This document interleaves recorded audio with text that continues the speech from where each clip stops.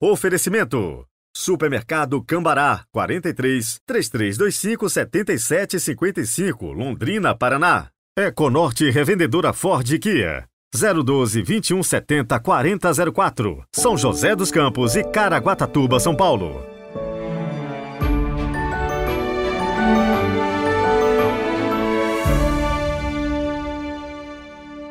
Olá, bom dia! Sejam muito bem-vindos ao podcast desta terça-feira, 12 de setembro de 2023. E hoje é dia de partilhar com você um pouco dos símbolos contidos no livro do Apocalipse. Lembrando que em outubro de 2024, portanto o ano que vem, vamos para a Turquia e Grécia e conhecer um pouco mais da liturgia da igreja e seus ritos, passando pelas comunidades do Apocalipse. Hoje vamos conhecer 3 combinações de números. Comecemos então pelo número 144. 144 é 12 vezes 12, portanto significa grande perfeição, totalidade. Então, quando você for estudar o livro do Apocalipse e olhar 144, você tenha isso em mente. A outra combinação nós já ouvimos falar, é o famoso 666, que é a soma das letras do nome do imperador César Nero. É o número de maior imperfeição. Lembra que nós falamos da repetição por 3 vezes, que é o superlativo judaico? Então isso acontece também neste caso. O 6 não alcança o 7. É a metade de 12, ou seja, é o número imperfeito, é a própria imperfeição. E isso por 3 vezes, ou seja, imperfeitíssimo. O outro é o número 1000, que significa um tempo que se completou. Então assim nós temos, por exemplo, 7 vezes 1000, 7.000, como está lá no Apocalipse, capítulo 11, versículo 13. Naquela mesma hora, produziu-se grande terremoto. Caiu 1/10 parte da cidade e pereceram no terremoto 7.000 pessoas. Também 12 vezes 1000, 12.000. Da tribo de Judá, 12.000 assinalados. Da tribo de Ruben, 12.000. Da tribo de Gade, 12.000. Apocalipse capítulo 7, versículo 5. E no mesmo capítulo, um versículo antes, no versículo 4, lemos o seguinte: ouvi então o número dos assinalados, 144.000, de toda a tribo dos filhos de Israel. Portanto, um tempo que se completou e que agora começa um novo momento da história. E é isso por hoje. Semana que vem, vamos começar a desvendar o significado dos elementos da natureza que aparecem no Apocalipse, tipo a estrela, o mar. Então compartilhe com seus amigos nosso podcast.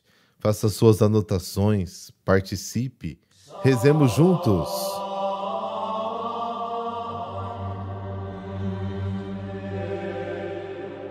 Pelo sinal da Santa Cruz, livrai-nos Deus, nosso Senhor, dos nossos inimigos.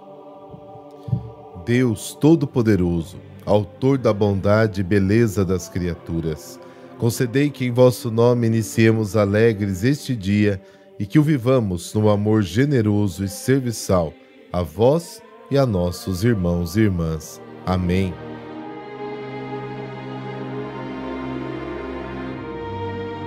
Lucas, capítulo 6, versículos de 12 a 19. O Senhor esteja convosco, Ele está no meio de nós. Proclamação do Evangelho de Jesus Cristo segundo Lucas. Glória a vós, Senhor.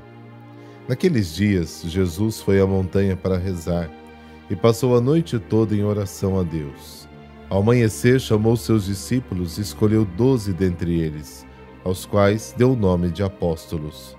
Simão, a quem pôs o nome de Pedro, e seu irmão André, Tiago e João, Filipe e Bartolomeu, Mateus e Tomé, Tiago, filho de Alfeu, e Simão, chamado Zelota, Judas, filho de Tiago, e Judas Iscariotes, aquele que se tornou o traidor.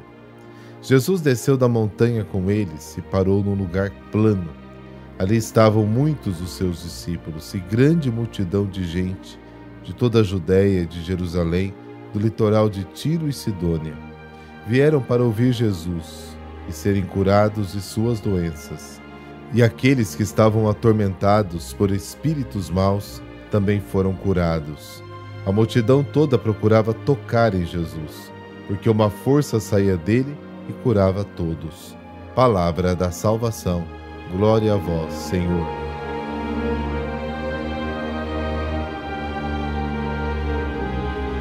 Antes de escolher definitivamente os 12 apóstolos, Jesus passa uma noite inteira em oração.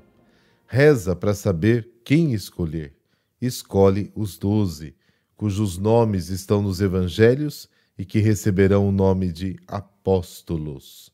Apóstolo significa o enviado, missionário. Foram chamados a cumprir uma missão, a mesma missão que Jesus recebeu do Pai. João capítulo 20, versículo 21. Marcos é mais concreto e diz que Jesus os chamou para estar com ele e os envia em missão. Marcos capítulo 3. Com pequenas diferenças, os nomes dos 12 são os mesmos nos evangelhos de Mateus, Mateus 10, Marcos 3 e Lucas 6. A maioria desses nomes vem do Antigo Testamento. Por exemplo, Simão é o nome de um dos filhos do patriarca Jacó, Gênesis 29, 33. Tiago é o próprio nome de Jacó, Gênesis 25, 26. Judas é o nome de outro filho de Jacó, Gênesis 35, 23. Mateus também tinha o nome de Levi, como Marcos capítulo 2, o outro filho de Jacó, Gênesis 35, 23. Dos 12 apóstolos, 7 têm o nome que vem da época dos patriarcas. 2 vezes Simão, 2 vezes Tiago, 2 vezes Judas e 1 vez Levi. Isso revela a sabedoria e a pedagogia do povo. Através dos nomes de patriarcas e matriarcas dados aos filhos e filhas, as pessoas mantêm viva a tradição dos antigos e ajudam os seus filhos a não perderem a sua identidade. Quais são os nomes que damos aos nossos filhos e filhas hoje? Qual é o seu nome? Qual o significado do seu nome? Por que esse nome foi lhe dado? Deixa para mim aí nos comentários.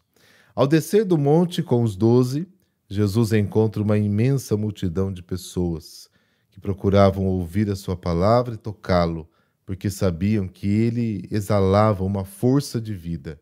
Entre esta multidão estavam judeus e estrangeiros, pessoas da Judéia e também de Tiro e Sidônia. Eram pessoas abandonadas e desorientadas. Jesus acolhe todos os que o procuram, judeus e pagãos. Esse é um dos temas preferidos de Lucas. Essas 12 pessoas, chamadas por Jesus para formar a primeira comunidade, não eram santas. Eles eram pessoas comuns como todos nós. Eles tinham suas virtudes e seus defeitos.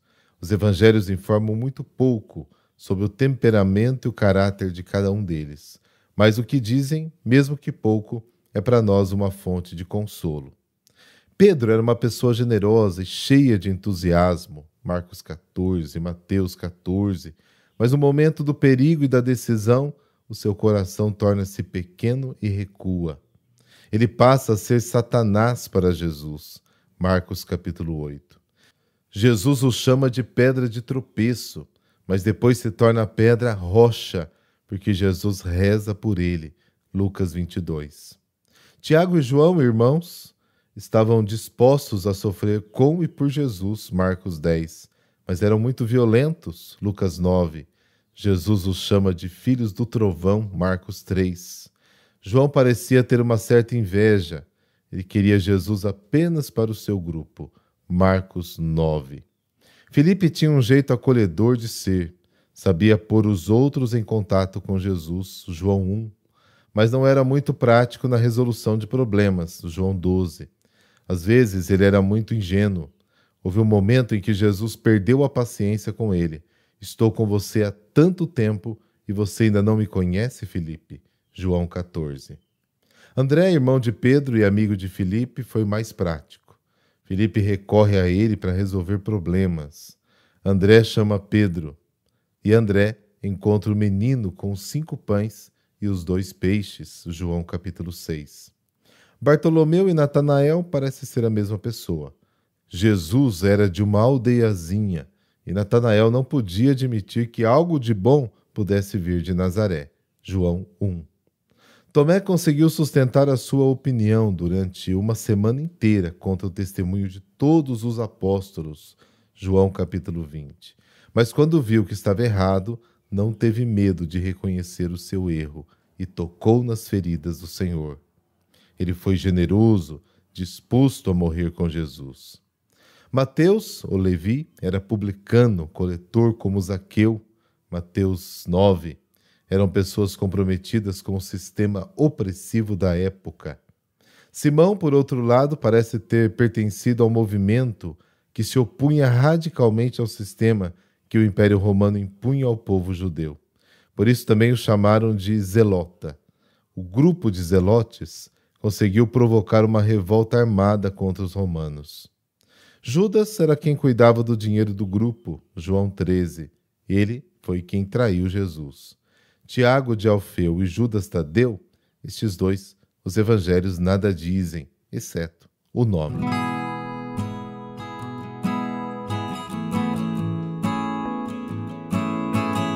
Hoje a igreja celebra São Guido de Anderlecht. Ele viveu entre os séculos X e XI na Bélgica. Desde a infância, ele já demonstrava seu desapego dos bens terrenos. Ainda jovem, deixa a casa dos pais e vai ser sacristão em uma paróquia perto de Bruxelas. Quando ficou órfão, decidiu ser comerciante, pois teria mais recursos para auxiliar e socorrer os pobres e doentes. Mas após uma fatalidade, o navio com suas mercadorias afundou e ele decidiu definitivamente seguir a vida religiosa.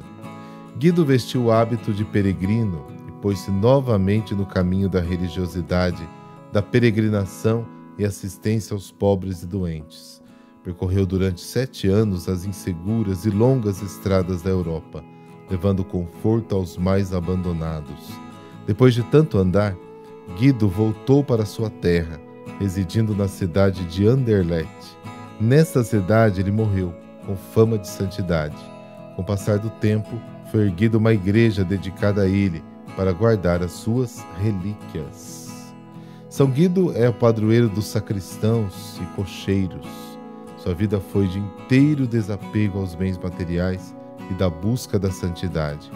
O pouco que ganhava doava aos pobres, que encontrava nas suas andanças pela Europa. Suas maiores virtudes eram a caridade e o silêncio. Num mundo marcado pela pobreza, violência e desigualdades, a vida de São Guido nos inspira a lutar pela construção de uma nova sociedade a partir de Cristo. Deus nosso Pai, colocamos agora neste momento sob a vossa proteção todo o nosso agir e todo o nosso viver. Caminhemos hoje buscando a vossa face de luz. Em tudo procuremos a simplicidade, a cordialidade, o bom senso, bom humor, alegria cristã, pois lamúrias e tristeza para nada servem. Procuremos mais ajudar que ser ajudados, mais servir que ser servidos, mais somar que dividir, mais ouvir do que falar. Não faltemos com a cordialidade, o respeito, a sinceridade, sobretudo para com os que vivem juntos a nós. Amém. Abençoe-vos o Deus Todo-Poderoso, Pai, Filho e Espírito Santo. Amém. Ótima terça-feira e amanhã a gente se fala.